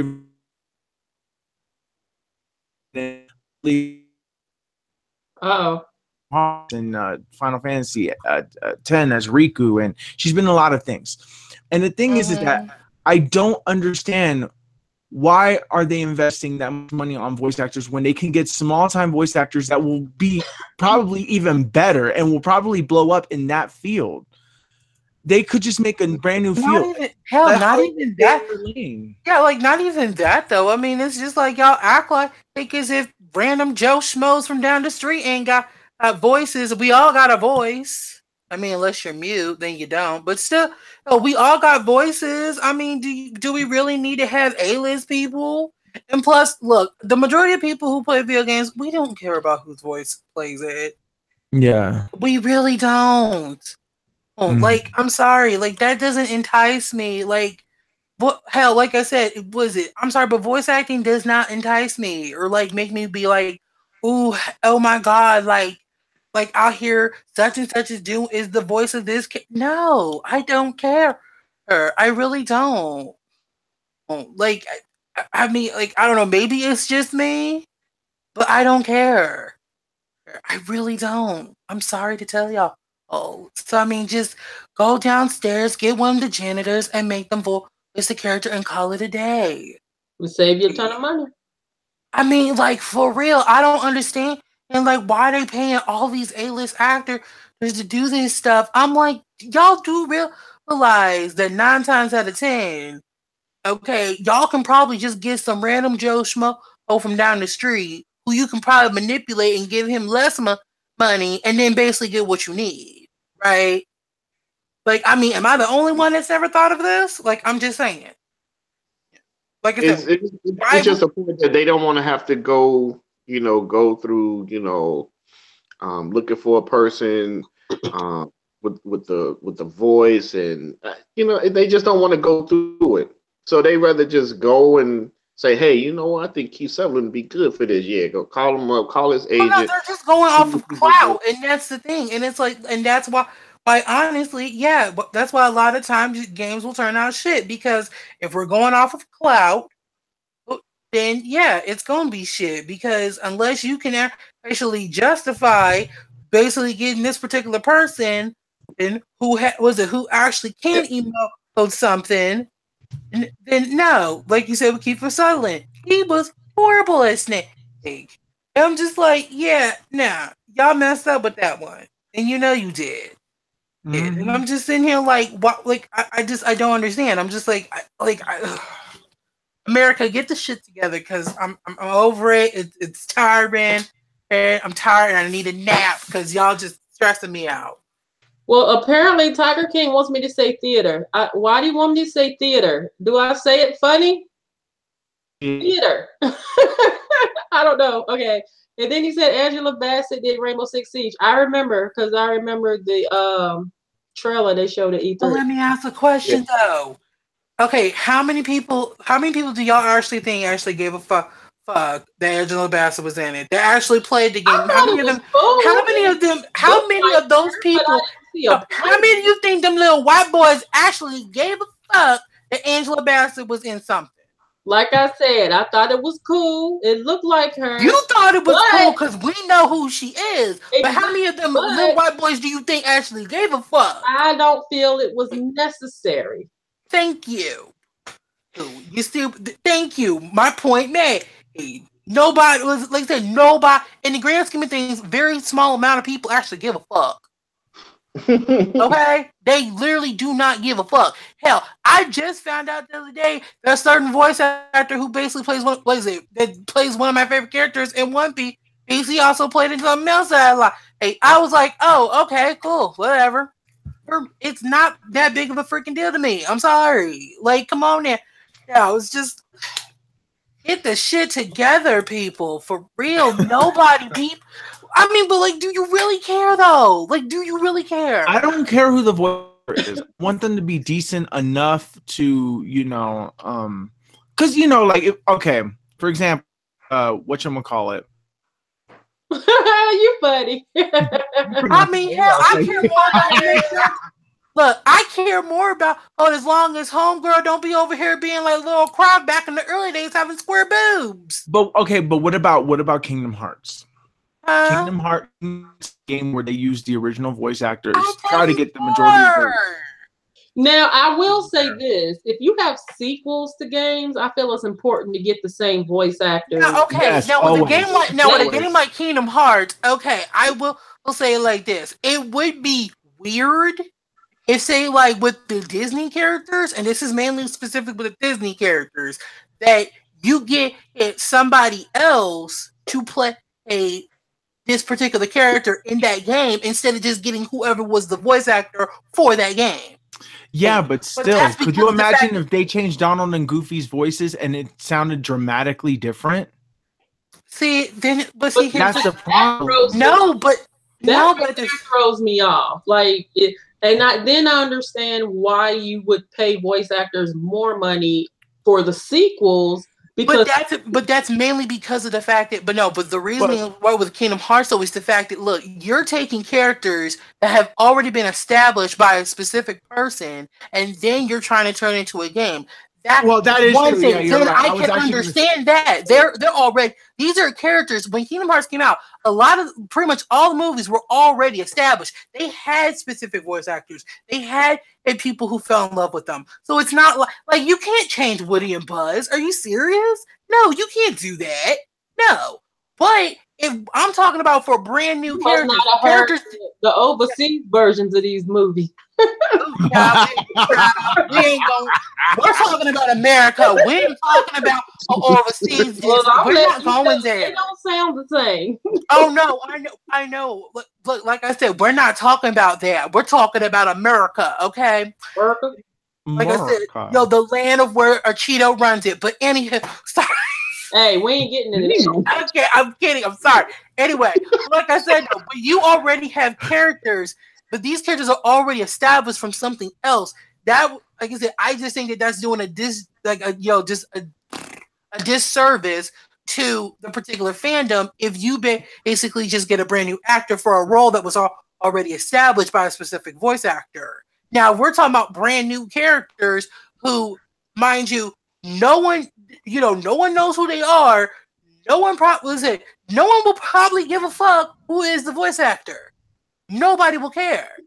You see what I'm saying? Like, if it's like a brand new game and there's brand new characters, like I said, nobody cares at that point. Unless it is something that has already been established before you made this new IP, nobody cares. That is why I say, just get Joe Schmo from down the street at the Starbucks and call it a day. Hey, thank you. Am I wrong here, people? Thank you. Yeah. I feel like I just took over. I'm sorry. You did, but we forgive you. All you did was just briefly take Will's place. I know. Shade at me. I mean, yes, I used to talk. I talk a lot. I used to talk a lot on these podcasts. So Hey, you know, look, we digital. Hey, digital. it's here. Hi. No, there's nothing wrong, Will. I'm just picking. No, I know. No, I'm just like like I said though. I'm sorry, y'all. Look, I'm sorry. It's just that these particular practices are things that just trigger me because it's like, look, I don't care about if it's a movie. I don't care about who's no. Just make the damn game good, okay? Just make it good. Like, just so frustrating. I know it's frustrating. I just trying to be right now. Like, look, industry is only dramatically going to get different, and it's going to get to a point where it's unrecognizable to us, and it's not going to be for us. We're not going to like where it's going to go. We're not going to. A lot of kids these days, like me, when the popular thing and Five Nights at Freddy's became a popular thing, gaming became a thing, they were losing me, scaring me. Online gaming was scaring me. Everything scared me because I'm like, this is how I like my video games. I like story-based elements, and I don't want to play online or be forced to play some sort of half subpar story and play. Then eventually online came in and they were still making games for me, and that was okay. But it's going to get to the point where they're not going to make JRPGs anymore. They're not going to make, shooters. They're going to do something else. Well, no, first-person shooters I can still see being there for a while. Get a dramatic difference, but it would be there. Eventually, it's going to get to a point where the new, latest, and greatest popular video is going to be like holograms and all this stuff like that. It bothers me. The idea of that one day games are going to get to such a point. And lately, this generation, I felt it the most. That I felt that, I felt this entire generation, I felt so, like, there was like a period of like 2 years where I hated every game that I played.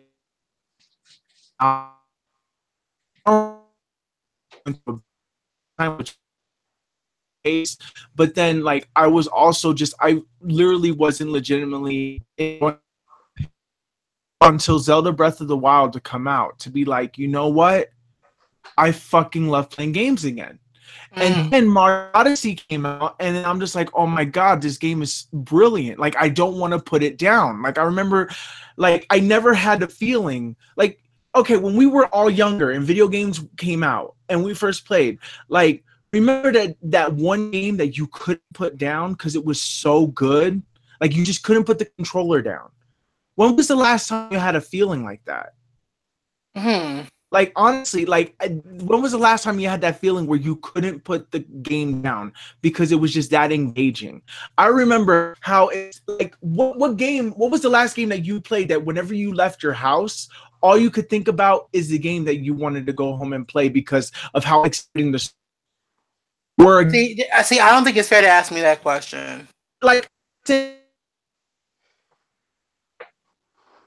sleep that night.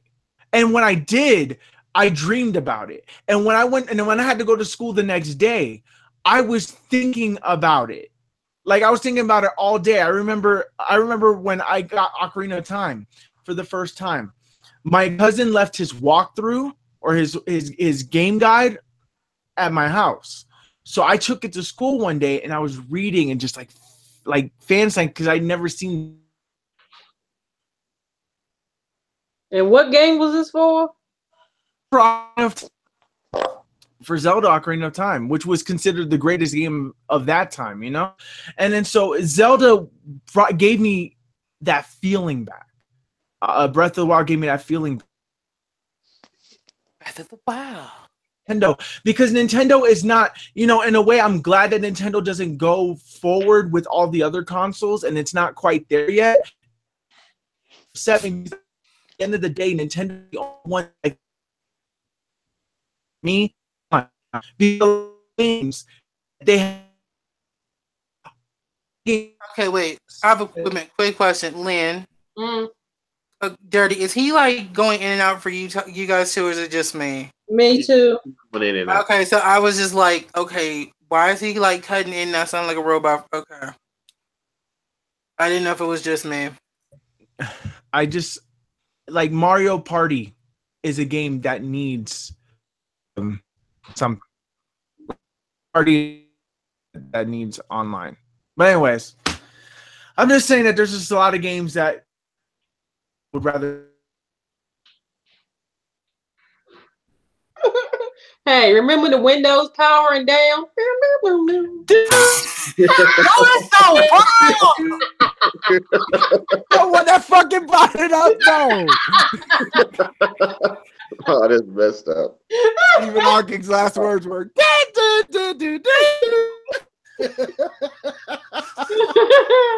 The internet is so evil, but some days I love it. And you repeat it. Mm-hmm. Lord, just I can't. But no, but I don't think it's fair to ask me that question. As far as like, what was a game that you couldn't put down? I'm like, that's not fair to ask me that question because it was actually this generation. Yeah. What's wrong with that? Because I know where he was trying to go with it, but I'm like, well, that's not a fair question. Because there's still a game. Is it Overwatch? Yes. I knew it. No, oh wait, yeah, no, I know Overwatch, and it came from this generation, and that's a good feeling that you have that. You're lucky to have that feeling. Like, there's some people with Minecraft was that game. Some people like, Five Nights at Freddy's was that game. I get it. Animal Crossing, but like, I'm just saying, like, the thing is that there's not a lot of games that give you that feeling. Like, remember when E3 used to feel so freaking hype and exciting? Like, to the point where you were like on the edge of your seat because everything that every company was showing blew your freaking mind. Everything. This is where, again, I feel bad because I did not know what E3 was until like 2015. Yeah, you disappoint me every day. Like, I've known you since 2012, and you never said nothing about it. So stop it. That was 3 years into our friendship. I did. Said something. So don't try me. I used to take E3 off, and me and Will just sit there and watch it all day. Like I said, no, he didn't even tell. Mind you, I did tell you. You just you never explained it. You were busy playing Aeon at the fucking time, and first of all, to me, never so said, deal with it. You just said, oh, I'm watching E3. You never said it was like a multi-day thing. I thought that you knew what it was. No. I thought you knew what it was. And then no, I didn't. No. Okay. I remember watching E3 back when it was either the PS1 or PS2 days. I remember the PS2 days. Yeah, the PS2 days I remember, in GameCube and all that stuff.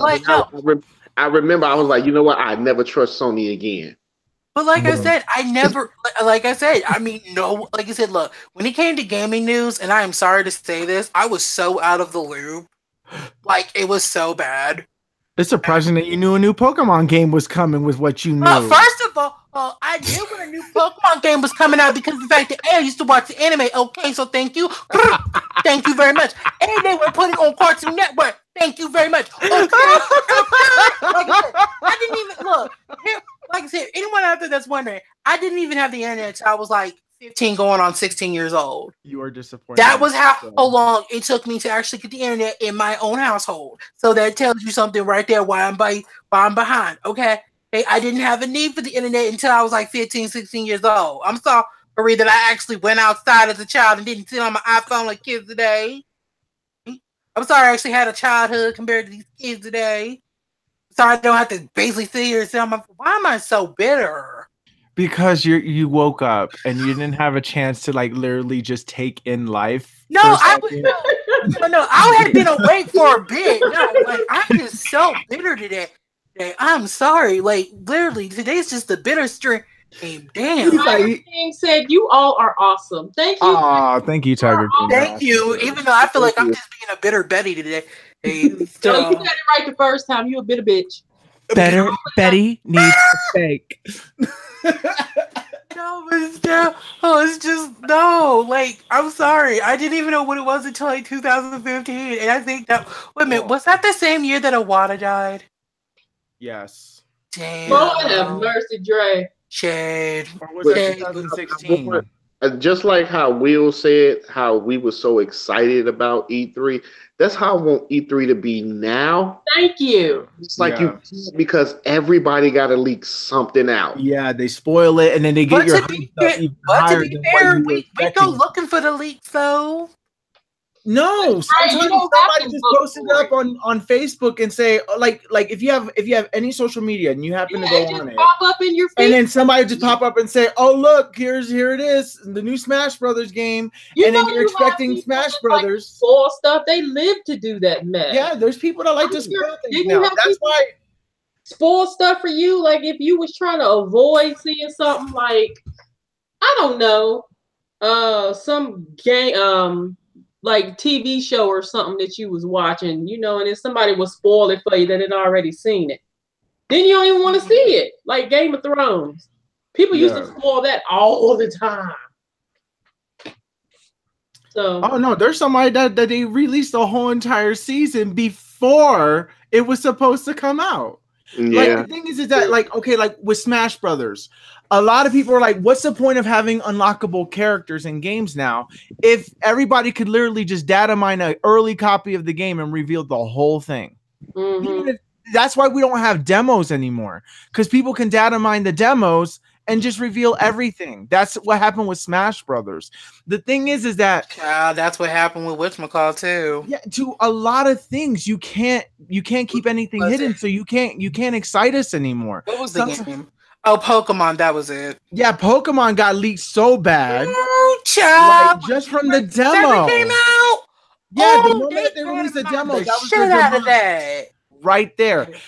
And the thing is that they're just doing and the thing is that they show so much of a game to a point where they show so much of the game that like the companies themselves, they show so much of the game that by the time you actually get it, you're like, I saw all these in the commercial. Like God of War, I'm not seeing anything about it, because the thing is that God of War has shown, that last trailer that I saw, God of War showed off so much, it pissed me off. It showed so much. It showed the story. It showed like a potential death. It showed all this stuff. Don't go to IGN, Will, because IGN got about 20 minutes of gameplay up. I'm like, why?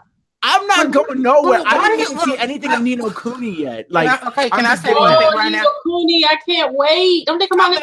I'm gonna say this on Friday. I'm gonna say this right now. Look, let me say this right now. Why do you think I always say you can't spell ignorant without IGN?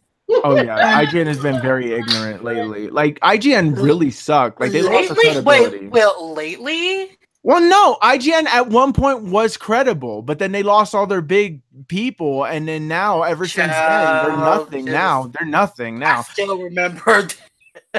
I remember when GameSpot was on top of the game, and then Game Trailers was on top of that. Well, you remember 7.8 Too Much Water? Yeah, 7.8 Too Much Water. That's when they lost all their credibility at that point. I said 7.8 Too Much Water. And it's a tropical region. Like, 7.8 Too Much Water. I'm like, how the fuck? How is that a criticism? Like, bro, you're like looking for reasons. Oh, it's like what people need to realize is no matter what you see with these companies, they're all opinions. Yeah. You need to play these games and judge for yourself.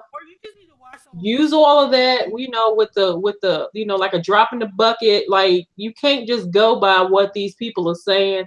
Plus, there's a lot of stuff where, you know, we've heard where a lot of those people like would take money to sway a review a certain way. And I don't like that. Look, here's how I personally feel, and I'm not gonna lie, okay? I just feel like if you take money, whether you give it a good opinion or a bad opinion, you can't fully trust the opinion, period, because you were paid for it. If you are paid to give an opinion about something, can we fully trust what you're saying?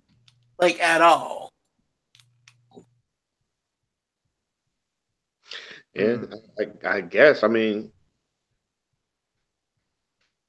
Still, because like I said, because like I said, I mean, if you're basically, if they paid you, it's just like, are you real? I mean, still, because I'm just like this one, so it's just like, and even if they paid you, oh, you're gonna say something bad because they paid you? Oh, okay. Hey, so was it? Oh, you're actually gonna be fair about it because you were paid for it, right? Okay. Or oh, this was sent to you in PR. Okay, yeah, you totally gonna be fair. Right. All right. Okay. Hey, now, like I said, it's never gonna be. It's not gonna be an honest review. No, they already gave Ni no Kuni 2 a 7.8, but everybody else has been giving it a 9.5 or. Oh hell! Wait, hold the fuck up. Yeah. Hold up. Hold the fuck. Who gave it a 7? IGN gave it a 7.8. And this why y'all let me tell you their opinions on it. Motherfuckers is ignorant. Let me tell you their opinion. They say too easy and not enough character development. Too easy? They said it's too easy. But then when I go and I look at the other reviews, they said, yes, the gameplay is on the easy side, but that shouldn't fault it because the gameplay is fun. And then they said that the pacing is good and they addressed a lot of the issues that people had with the first one. And so they gave it a 7.8. But then with all the fucking complaints that they were making, they still managed to give Ni no Kuni a 9. I think it was a 9.3 out of 10 for the first one. But the second one, they're saying that they fixed all the issues that the first one had, and they give it a 7.8. It just doesn't make no sense to me. Wow. Whatever. So I haven't been watching any gameplay videos or nothing, so I have no idea. They gave it they gave it a 7.8 too. Yeah, they did. I don't really look at stuff like that. I don't look at reviews anymore. I stopped looking at. To you, is that 7.8 that person gave? Is that really a bad score? No, it's still a good game. It's better than the 5. It's not Call of Duty level in their opinion, you know? But I'm just saying, like, for me, look, if a game is a 7 or higher, that I feel will justify a price. Like, this is how I look at it. If I see if I want a game, because they gave like Kingdom Hearts an 8.2, the first one. They gave it an 8.2, and they gave the second one an 8.5. When I look and I played Kingdom Hearts 1 and 2, that was their opinion. I thought Kingdom Hearts was like a 9. A 9, a 9.5. And the complaints that they had, I didn't have issues with it. You know they're going to get drugged if Kingdom Hearts 3 or 7.8. Ooh, they're going to get I'm drugged. not even going to look at reviews for Kingdom Hearts. I already know. I won't specifically look at IGN. No, I'm specifically waiting for IGN. And I'm telling y'all right now, ignorant, if y'all motherfuckers actually sit here and give this motherfucking shit a 7.8 or anything lower, where, like I said, y'all going to get cussed out. Because like I said, y'all motherfuckers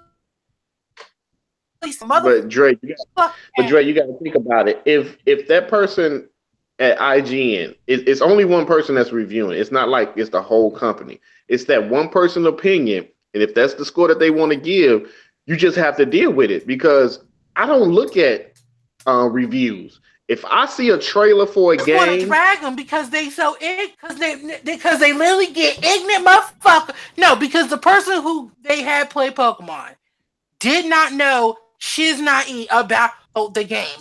Did not have ever played a Pokemon game a day in their motherfucking life. Had no knowledge about it. I'm not gonna sit here and give a review about a game that I have no idea about.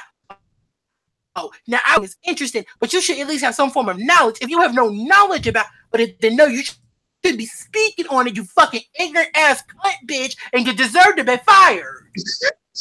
Damn. Okay. I think they're just looking for controversy now because nobody goes to their side anymore. Because everybody goes to Twitch. Stupid. Everybody goes to Twitch because the thing is that, like, look, who would you trust? Let's say that, okay, all right, who would you trust to review the next Pokemon game? Would you A-Drive or IGN? IGN. What? Not IGN. Exactly. You see, somebody who actually is playing the game, that I can see playing the game, who actually has knowledge about it, who's actually is a fan, and who actually, can actually be honest instead of just sitting there saying too much water. No, because this is why I say it. You cannot sit here and call yourself a news source, yourself credible, but then you gonna sit here and tell me that I should be deterred from this game because of too much water. Go somewhere and sit on it and rotate IGN. You want me to sit here and basically not like a game because there's too much water? Are you for real? You're telling me that's a true criticism? What? Well, basically, it was just too much. Let me say this right now. I'll say it like this. I can give you gameplay. I can even give you graphic-wise or how the game is ran.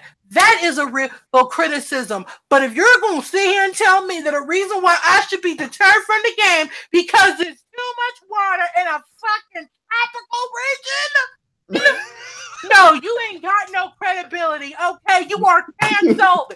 Done. Super Saiyan level 2 Dre now. Oh my god. I hate them. No, wait, see what they're gonna say about Kingdom Hearts 3. Because like I said, if them motherfuckers literally sit there and give it something like, 7.8, too much Disney. Yeah, I'm literally gonna do a whole video cussing them out. I tell you this right now, I will cuss them out because I'm sorry. You literally sit here and want to prod yourself on news and all this, that, and there. I will literally make the video and it will be called IGN. You are canceled forever. You are done. Because I'm sorry. How are you gonna give Call of Duty fucking a 10? They never gave Call of Duty a 10. To be fair, the highest they gave Call of Duty is like a 9. Call of Duty a 10, a 9, and something. No, there was one. They gave it like a 9 or like an 8. They gave some shooting game. I can't remember if it was Call of Duty, Battlefield. It was something. They gave that damn game a motherfucking 10. But then they had the nerve to basically say, hey, that Pokemon was a 7.8 because too much water. You gotta understand that is so messed up. That literally that the score, like that, if you look at the score and her complaints, they don't add up. No, they don't. They don't add up. You're telling me your complaint is like too much water. That's your freaking problem. And like I said, I'm like Zelda, and I said, look, Zelda Wind Waker had fucking more water than Pokemon ever did. Right, and I'm sure y'all got a 9.3. So I don't understand what they're talking about. I don't understand. I just don't understand. I don't understand. She is a man. What? I don't know because look, like I said, you look. I don't mind criticism. Okay, you can have things about a game you don't like. That is fine. I don't care. Believe me, y'all will know. I will sit here and I will drag Xbox till Kingdom Come. Okay, I will drag them until the cows come home. Because, like I said, it's actual criticism. If you're gonna literally sit here and tell me that, I should not buy this game or I should be deterred because there's water in it for your too much water for your liking, what credibility do you have? But then y'all sit here and y'all give all these non-Japanese titles so much praise and shit. Fuck y'all. I just think Dirty, what was you saying? What the heck was I saying? Oh, I mean, I stopped looking at reviews. Like I may look at them sometimes, but I don't I don't make it go towards the game that I looked at for how many months it was in development and trailers that they put out. If I say to myself, that game looked interesting. For me, first time seeing it, that game looked interesting. That's going to stay on my radar until another trailer come out and another trailer come out. And as I keep watching these trailers, I'm making my mind up. Yeah, this is the game for me. This is what I want. I'm gonna buy this game day one or whenever. Or if I keep seeing trailers and I'm like, I thought it was a cool game, but no, it's really not. That's my opinion. I don't go off GameSpot, IG. I stopped doing that because I'm like, that's their opinion. Everybody here has a different opinion about a game. I can't make you like Pokemon Emblem and give it a 9. And then I tell you, well, yeah, the game was okay, but I give it a 7. But Dirty, but that's fine. I understand that not everyone's gonna have the same cup of cup of taste. What? Everyone's not gonna have the same taste. Okay, like I said, I understand that some that may be fun for me may not be fun for you. That is fine. But when your criticism, everything's not adding up, and then you're literally sitting here telling me that I should be deterred from a game for something that really is not even that big of a deal or an issue, because again, it's tropical region. There's gonna be water boo. Just saying. I'm sorry. What form of credibility can you really give? That is a joke, in my opinion. You cannot call yourself a reviewer and was it a journalism or anything. What you can call yourself is stupid and ignorant. Because I'm sorry. No, you're not going. Like I said, if you sit here and tell me, oh well, the gameplay, the gameplay's a little slow. The story takes a while to basically progress. The story's a little convoluted. I can understand that. If you say that the game frames change, it's running fine, but then it starts lagging, that is okay. That is kind of stuff as a consumer I want to know. Even if, let's just say, like a Pokemon game, there was stuff like that going on. That please let me know so I know how to spend my coin. But when you're literally sitting here telling me too much fun. 7.8, the sky is purple. Okay, well, I can understand. With nothing. I can understand. That's what I'm saying. That part of what you're saying, because I can agree with you. Like with the Wonderful 101, that's one of my favorite games on the Wii. And when I first seen that game, I was like, that shit gonna be fun. And a lot of people's like, oh, what the hell is Wonderful 101? That look like trash and blah blah blah blah. It don't look good. As that game came closer to coming out. And, Nintendo polish it up, you know what I'm saying? Because you can't look at a game and say, this is how it's going to look. And it's coming out a year or two later. But as that game got closer, I remember hearing IG, it was a lady. She said that the reason why she gave it, I think she gave it in a 6 or something like that.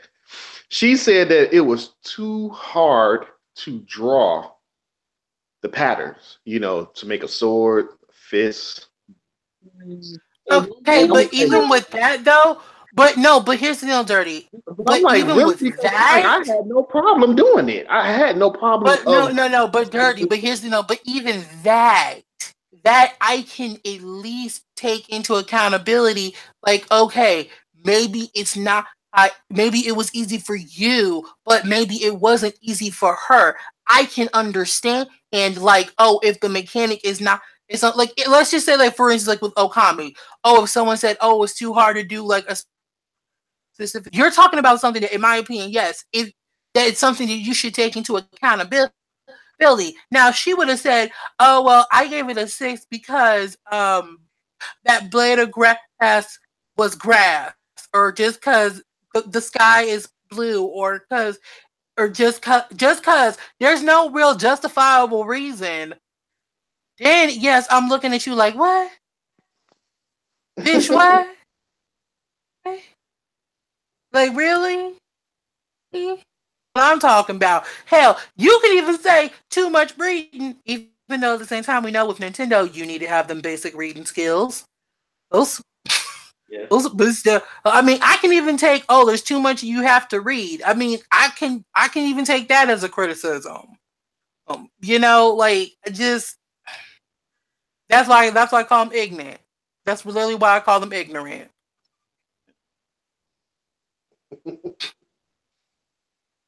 I know I'm so horrible today. Forgive me.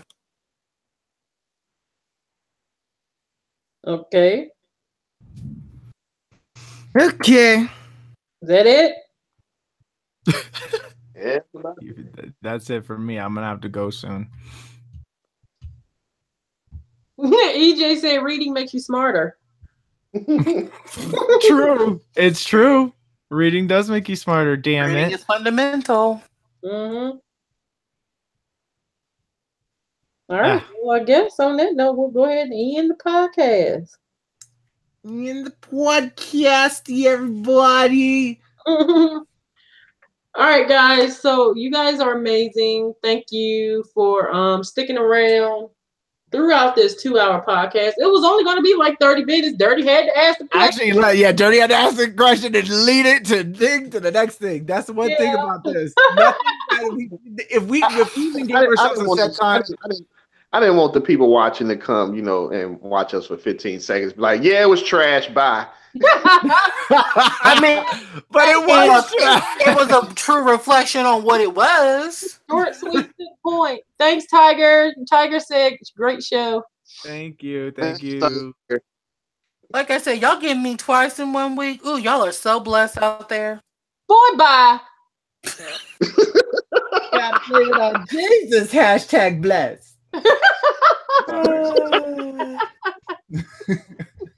All right, so we'll go ahead and end the podcast here. Thanks, EJ. EJ said good show. And we'll go the opposite direction with Wheel. Hello, everybody. Hi, this is Wheel for the Wheel of Gaming. Wheel. Yeah, the Will of Gaming. If you guys want to check me out, I stream on Wednesdays through Sundays, every week from 11 Mountain Time, which will be 1 o'clock Eastern Time. So if you guys are interested in checking me out, just be sure to check out twitch.tv/The Will of Gaming if you want to check it out and stuff, and be a part of a very vulgar stream. Yeah, that's why I don't watch your streams. That makes me sad. I hate that, but it's true. But I get it. That makes me sad, but I get it. I completely get it. Next we have Dirty. Yo, what's up, people? Glad y'all stopped in to listen to what was supposed to be 15-minute podcast, but we had to stretch it for you guys a bit. So be looking out for my live stream of Sea of Thieves, just the start screen. That's it. Why are you doing just the start screen? Because he likes to tease. He likes 3 to minutes. tease. You get to see do you get a chance to see push start for 3 minutes? Yeah. That's it. Gone. Dirty Magic. Dirty Magic. If you want to see it, then that's gonna make you go out and buy the game just by watching my 3 minutes of streaming On his Xbox One X in 4K. Yep. Last but not least, we have Jeray. Mr. Super Saiyan himself. What's saying? Hey, I feel like I've talked a lot. You literally ascended 3 levels of Super Saiyanness in this entire stream. Just a podcast. Okay, fine, bitch. 6. I was just being nice. No, I'm just... That was it. I wasn't nice today. Shit. Yeah, but yeah, like I said, what was it? Thank y'all for putting up with me. Because, Lord, I did not think I was going to have a lot of opinions today, but apparently life just said, no, you have opinions, so you're just going to let them out today. And so, yeah. Shit happens. On that note, I guess we'll go ahead and end the podcast. Links to everyone's pages, whether it be Twitter, Twitch, YouTube, whatever, is already in the description. Be sure to follow everyone here. Thank you again to all who have watched and who are watching. You guys are amazing. If you are not currently a subscriber to this channel, while you're here, go ahead and hit that subscribe button for more videos coming here in the near future. This is Lynn, aka iPod One Reviewer. So next time, guys, take care, be safe, love one another, and we'll see you all later. Peace. Bye. E3. Xbox ain't got no games.